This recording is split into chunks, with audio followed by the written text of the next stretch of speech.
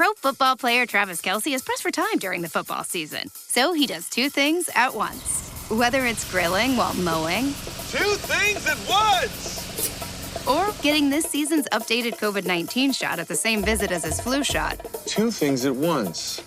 You can be like Travis and ask your pharmacist about getting this season's COVID-19 shot at the same visit as your flu shot, if you're due for both, as recommended by the CDC. Learn more and schedule at vaxassist.com. Sponsored by Pfizer. My brother-in-law died suddenly, and now my sister and her kids have to sell their home. That's why I told my husband we could not put off getting life insurance any longer.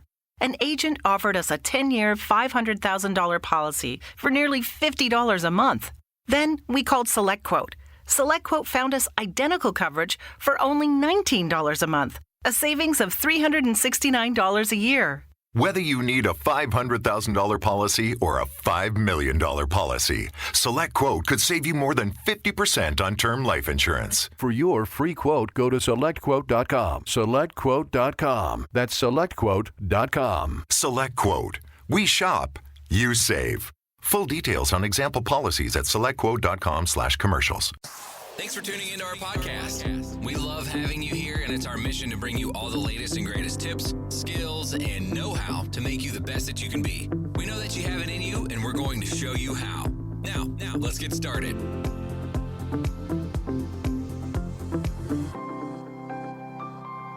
This episode is powered by Poddex. Thank you for tuning in today. You are now listening to That Will Never Work podcast with your host, Maurice Chisholm. Hello, everyone. Thank you very much for tuning in today. Listen, I have a fabulous young lady today that has a passion for helping individuals, business owners, and anyone who has an opportunity to change their mindset, or better yet, their relationship and behavior towards their finances. She is a financial coach who is willing to discuss with us today what the 5 money personality types are to help us build and develop a better financial relationship moving forward. I hope for those of you that listen to me every day, I hope this really helps you today, because I'm looking to get a lot from her. Listen to other podcasts and interviews. She is fabulous. Lovely personality. And I bring to you none other than financial coach Alissa Locke. Thank you very much. Thank you very much for coming on. Oh, I'm so glad to be here. Thanks for having me. You're welcome. Listen, I did take some time to do my research and take a look at your website, your links, other podcasts, and as I said, you've really made a impression on me, because it made me reevaluate where I'm going in my business. Even though I've been in this business, Chisholm Group LLC, for 10 years, it's making me to reevaluate where I am now and reinvent myself, to be honest. And not just my relationship towards how I've been handling my business financially, but also inspiring my kids and my audience. So, I thank you very much, and hopefully we can get our audience today to take what you have to offer and apply it to their everyday lives. Well, that's great, because as a financial coach, you always hope that the work that you do benefits other people.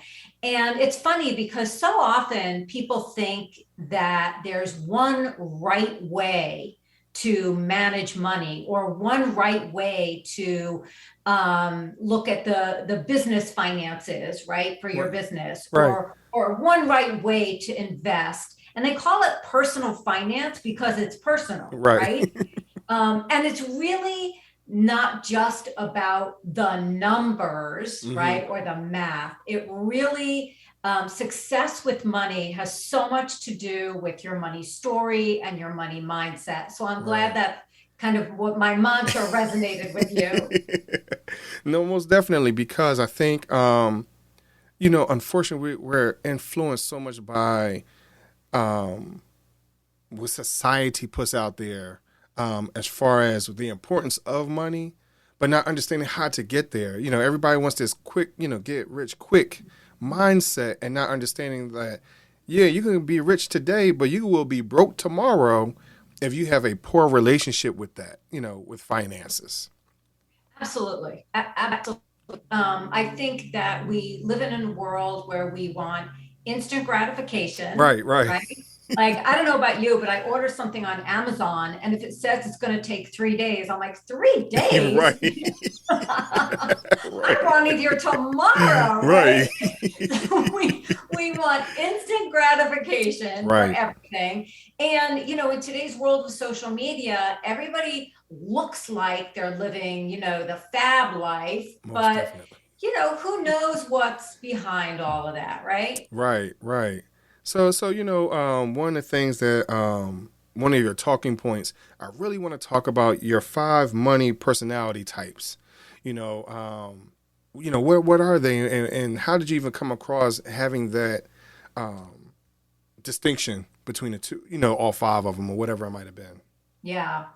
Well, I think to really understand the 5 distinct money personality types, and I'll tell you what they are in a moment. Okay.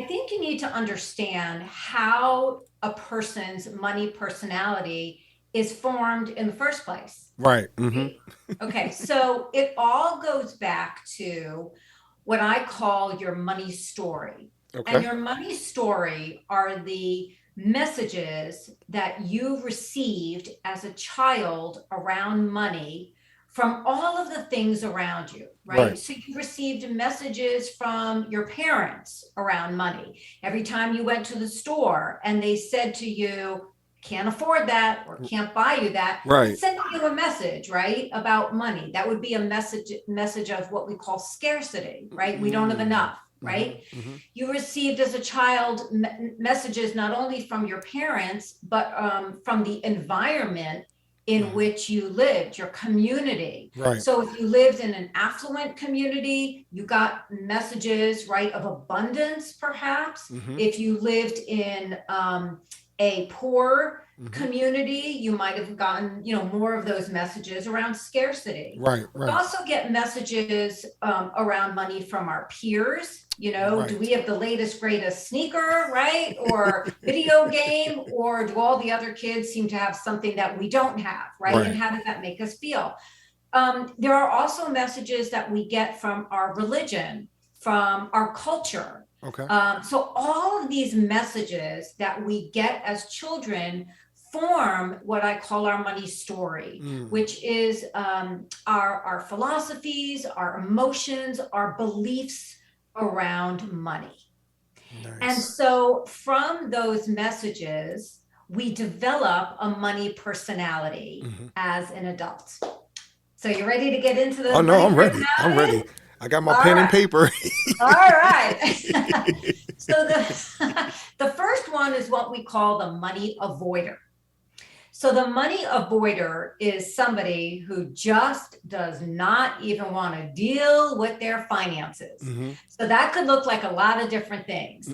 It can look like somebody who, when a bill comes in, you either pay it right away because you want to get rid of it, you don't want to deal with it, or you stick it in a corner or on your desk and you don't even want to open it. Right. You don't want to look at your paychecks. You don't want to look at your investments. Mm-hmm.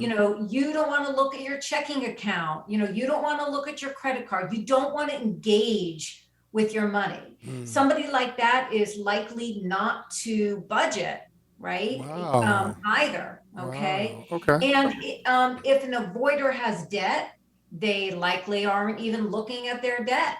And so an avoider doesn't want to engage with their money or have a relationship with their money. Wow. Yeah. So with each of these money personality types, none of them are all good or all bad. Right. Okay. Right. So an avoider, the negative thing about being a money avoider is you're not looking at your money, right? Which could lead you, down a road you don't want to go. Right.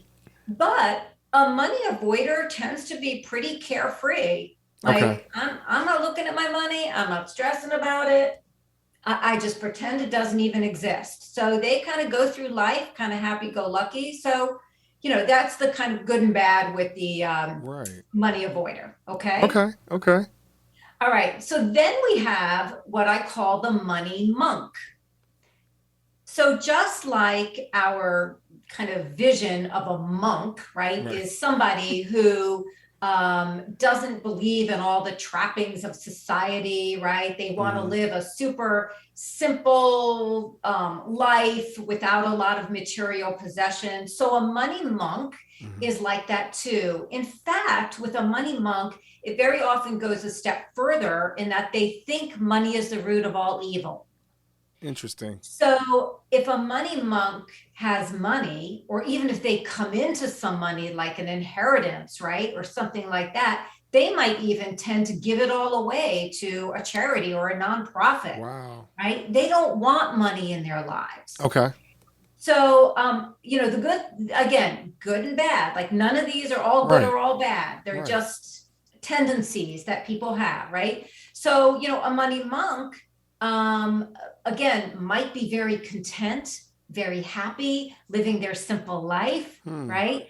But because they don't want a lot of worldly possessions or a lot of assets, they could run into financial trouble if, they have a health issue or lose a job or something like that. So quick question then. What would be the difference between those two personalities though? Because they sound very similar, if you will. Yeah. So an avoider has money. They just don't want to deal with it. Okay. a money monk purposely lives a life where they don't have money because they don't want it in their lives. Understand. So that's kind of the difference. Okay. Cool. Yeah. So then we have an amasser, a money amasser. So an amasser feels happiest when they can open their laptop or cell phone or a physical statement and see all their money, right? It would be like if you were king and you just wanted to look at all your gold, right?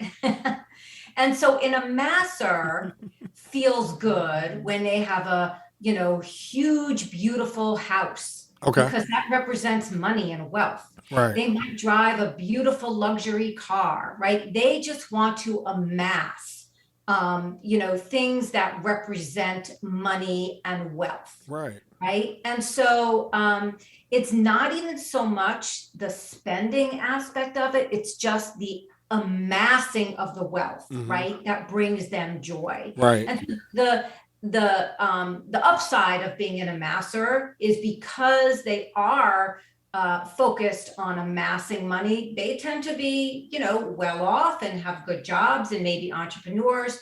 But the downside is sometimes they're so focused on amassing wealth that they miss other parts of life that might bring them joy, whether it be relationships or just spending time chilling out, whatever, right? So that's the amasser.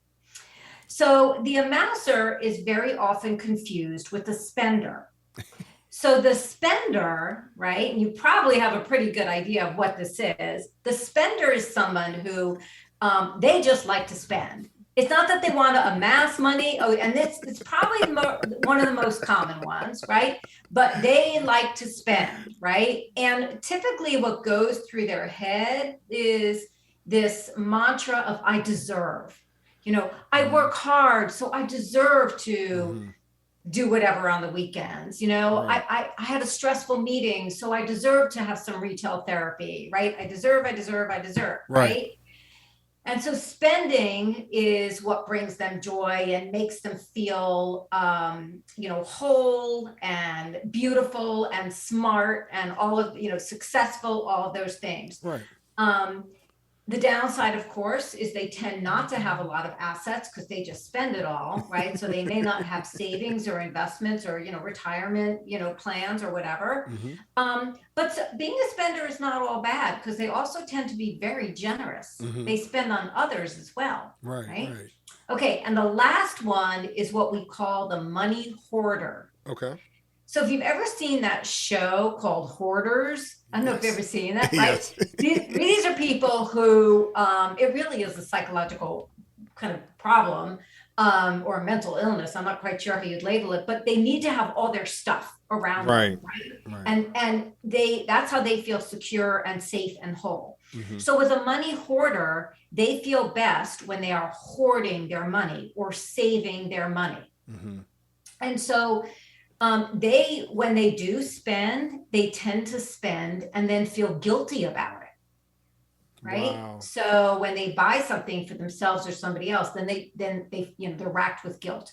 So the good thing about being a hoarder is they tend to have, a really good nest egg, right? And they're saving their money. They're living maybe frugally. But the downside is because they're hoarding their money, sometimes they miss out on, the joy that spending can bring you. So those are the 5 money personality types in a nutshell. So let me ask you this. Do you come across, or have you come across individuals where they might intersect some of these personalities? Because even with the hoarder and the amasser, again, people can, you may not be 100% sure which one you may be, so I'm just curious whether or not people come across those intersections at some point in time in their lives. Have you come across that? For sure. For sure. There are lots of people who have a dominant money personality and then a secondary money personality, right? Okay. So that's certainly quite common. And one of the things that Money Mentor Group, which is the financial coaching firm that I'm associated with, we have what we call our money personality quiz. It's on our website. Anybody can take the money personality quiz. It's less than $10. Right. So they can just go on that and take the quick quiz. And then we send them a document that explains in much more detail what their money personality is and what it means in terms of saving and debt and all of that. We've made it, very accessible to everybody because it really helps you understand why you do what you do with your money, right? And once you understand that, then you can start to kind of change any behavior that you want to. You've got to understand that mindset piece first. Right. And sometimes people are one money personality at one season of their life. But as you grow and mature and you're in different seasons, sometimes other money personalities may come out. So I could say for myself, for the longest time, I was in the money spender role. And now that I'm in my mid 40s, I'm in the money amasser mindset, to be honest. And that's, there's a lot of things that you come across or you think about. So when you think about this hoarder or amasser mindset, because like I said, I'm in my mid 40s. So what was one of my cartoons I used to watch all the time? DuckTales or Uncle Scrooge type things, when him swimming in the money, after school, that type of thing, so, and you don't understand that, that, like you said, that relationship between money, well, what I call resources, in order for you to get to where you want to get to in life. And ultimately, as you stated, some people are not looking at their financial situation 55, 60, 65 years old. And some of that is not having the experience or the relationship with their elders, if you will, also. Having to deal with, hey, it's time for them to retire, or when someone passes away, understanding how much it costs really for funeral services, all these other life situations, even putting the kids in school. My kids are in college right now, so not understanding really that you need these resources to move or maneuver through life. Yeah. Well, I think in a lot of families, money is very much a taboo subject. And a lot of parents don't talk to their children about money and teach them about money. And, some of it I think might be a cultural thing. Some of it might be maybe they, our parents don't know about money, and, to even teach us anything, right? And some of it is just a discomfort talking about money. But what happens then is so many young adults go out into the world, even young adults that have graduated college. Right. And unfortunately, financial literacy is not widely taught in middle school, high school, college. Right. And so a lot of kids graduate college and, go out into the working, world and don't understand how credit cards work and Right. how debt works. And, what is a 401k, Right. So I think that contributes a lot to some of the struggles that people get in later in life. So, so then what do you think people need to do to change their relationship? Some key points that will help them change their relationship toward or behavior towards money. When I was in my early 30s, I found myself in a situation where I was a divorced single mom, and I had left that marriage with about $60,000 of debt and no savings. And it wasn't that my first husband and I were irresponsible really with money. Right. We were just your average couple. We had a car payment, right. Of my $60,000 of debt, that was a big chunk of it. Right. I had some student loans, right? That was a big chunk of it. I did have some credit card debt, but nobody would have looked at my situation and thought I was doing anything other than what is kind of the American way. Right. But I used to lay awake at night in this like crappy little apartment that I had with my daughter. And I would think to myself, how did I get here? Like, how am I ever going to retire? How am I ever going to send my daughter to college? How am I ever going to be able to buy a house or improve our financial situation? And what I realized is that I knew what I should be doing. My parents had taught me about money, but somehow I couldn't get myself to do it. Like I knew I should be saving. I knew I should be living below my means, right? I knew I should have an emergency fund. Like I knew those things. Why was that actually so hard for me to do? Right. And I realized that if I didn't change my mindset around money, I would never change my behavior. And so I started going to the library and reading every single book that I could on personal finance, right? One of the earliest books I read that made a huge impact on me was by David Bach, and it was called The Automatic Millionaire. And it's basically how average people can become millionaires just by using the concept of paying yourself first. Okay. And so, I started focusing on earning more money. I started focusing and I started learning about investing. I started putting money in my 401k. I actually, a year or two after that, started a business because I felt for me, entrepreneurship would be my path to wealth. And I have owned 5 businesses now in my life. Wow. Congrats. And, for me, it was such a successful journey that I was able to become what I call work optional in my early 50s. Nice. And it was really because of my shift in mindset, which allowed me to shift my behavior. So in that, I think some people do not like to answer those hard questions ultimately, and even putting themselves on a budget, because that's another question that comes up a lot. So how do you think people can get over that mindset of just, hey, how do I create this budget and chop it down into little pieces and not looking at the whole elephant, if you will, at one time? What would you suggest to someone for that? So, I always say like creating a budget is like getting naked with your numbers, right?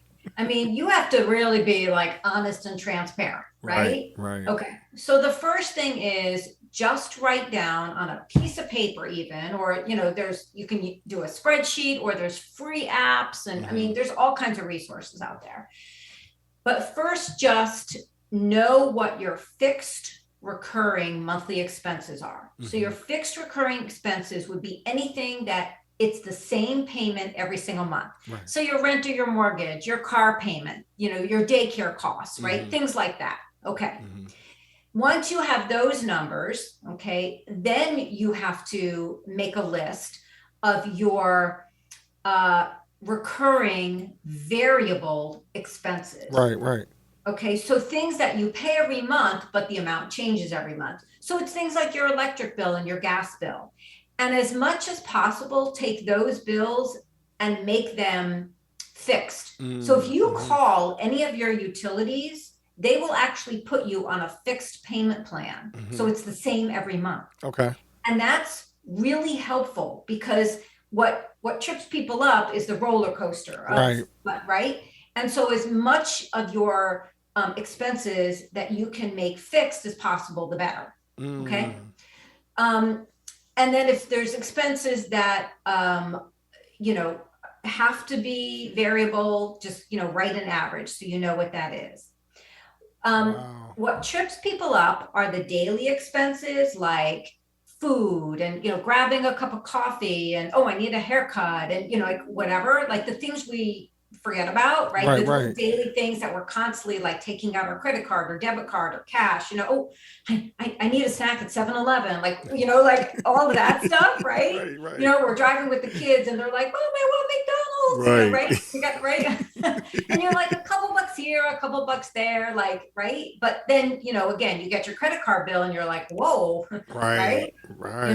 Or all those, $5, $6, $7 things we buy on Amazon, right? And then your bill comes and you're like, oh my God, I bought 26 things. What did I buy? Right. So for all of those things, I recommend using the debit card because with the debit card, there's a finite amount and transfer a finite amount every month into a separate account for all those daily expenses.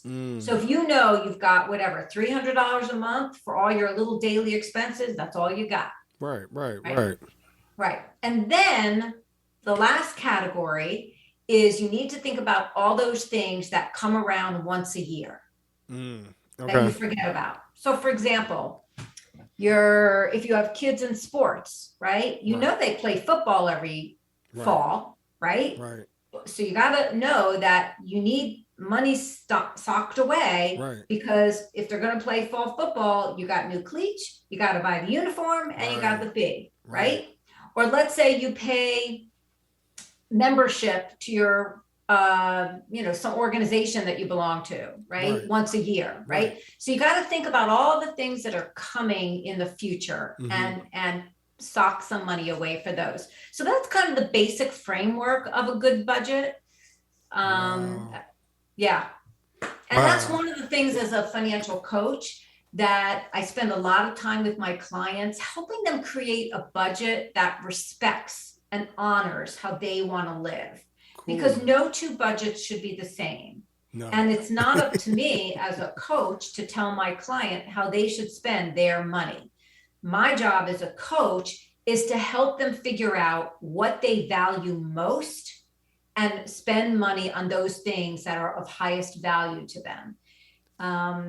There's a financial guru, her name is Paula Pant, and she has a great line. She says, you can afford anything, you just can't afford everything. Wow, that's true. And that's what creating a budget is all about. Wow. Listen, I thank you very much for joining us today. You gave me a lot of things to think about, and I hope everyone out there have had your pens and paper ready. Even, this is recorded, so, you want to play it over and over and over again. Take down some notes and live by it, every day if you can. Make it part of your daily routine. Because a lot of us we get out of our routines, once life hits and it throws you off. And like you said, you run to the store, you realize, hey, all right, McDonald's real quick. You think something like that, you do that 3, 4, 5 times in a month and you realize, wow, I spent $55. Like what? At McDonald's, really? So it's little things like that, So, but I thank you very much for you taking the time today, for being on our show today. So before you go, I ask every guest a question. My Would You Rather segment. So my question for you today would be, would you rather face a fork in the road or be forced to pick between 3 doors? I would say the fork in the road. Really? Yeah. Because for me, 2 choices are better than 3. It adds clarity, the making the decision isn't as stressful or fearful when there's only 2, it's A or B, right? Then if I'm presented with 3 choices. Really? And you know what's funny? Most people pick the fork. Not too many people pick the 3 doors. They think, some people have said they felt like the 3 doors provided them more opportunity. Mm-hmm. But most people like the fork because they feel as though they can see a little further down the road or things like that. A little sneak peek, if you will. Yeah.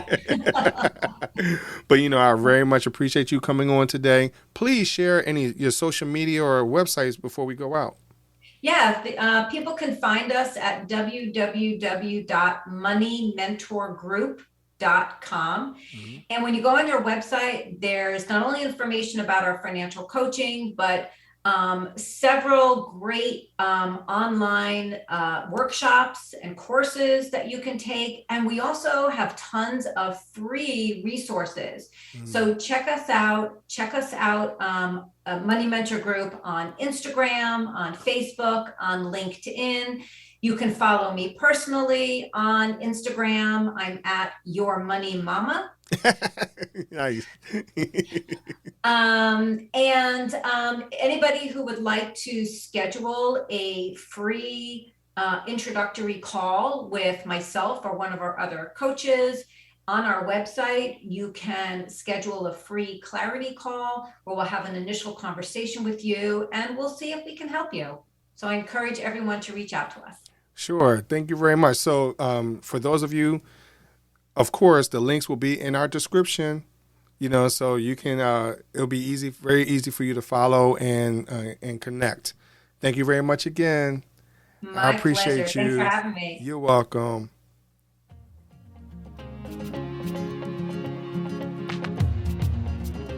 Loved what you've heard on this week's episode?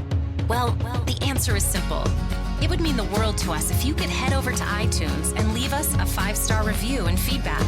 Spreading the word really is the best way to grow our podcast and achieve even greater things. Thank you.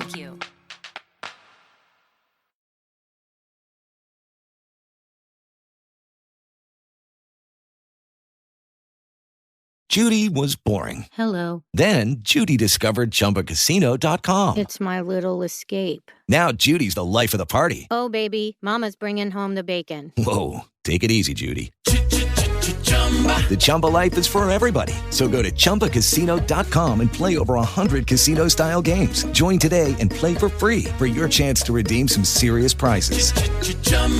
ChumbaCasino.com. No purchase necessary. Void where prohibited by law. 18+ terms and conditions apply. See website for details. Lucky Land Casino, asking people, what's the weirdest place you've gotten lucky? Lucky? In line at the deli, I guess? Aha, in my dentist's office. More than once, actually. Do I have to say? Yes, you do. In the car before my kids' PTA meeting. Really? Yes. Excuse me, what's the weirdest place you've gotten lucky? I never win and tell. Well, there you have it. You can get lucky anywhere, playing at LuckyLandSlots.com. Play for free right now. Are you feeling lucky? No purchase necessary. Void where prohibited by law. 18+ terms and conditions apply. See website for details.